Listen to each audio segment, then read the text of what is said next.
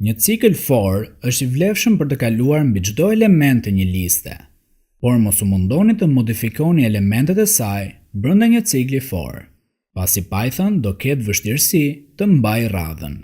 Për të modifikuar një listë ndërkohë që kaloni përmes saj, përdorni një cikël while.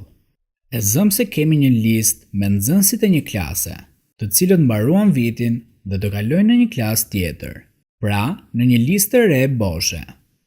Në kushtin e ciklit while, vendosim emrin e listës së parë ku janë nxënësit. Kjo do të thotë që cikli do ekzekutohet për sa kohë lista do ketë elemente brenda. Brenda bllokut të ciklit, heqim elementin e fundit të listës me metodën pop dhe e ruajmë në një ndryshore.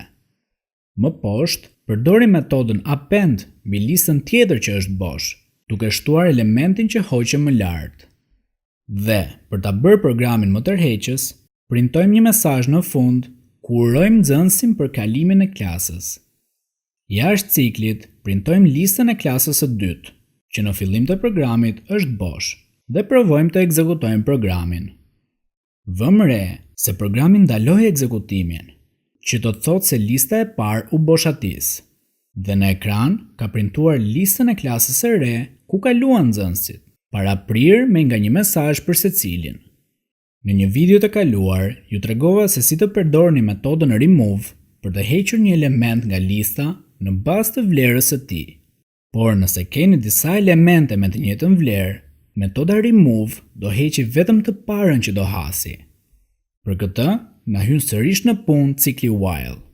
E zëm se kemi një listë me disa numra dhe duam të heqim çdo rast të numrit 2. Deklarojmë ciklin while dhe kontrollojmë nëse numri 2 është brenda listës sonë. Cikli do ekzekutohet për sa kohë do gjej vlerën 2 brenda listës. Tani, brenda bllokut, përdorim metodën remove mbi listë të shënojmë si parametër numrin 2.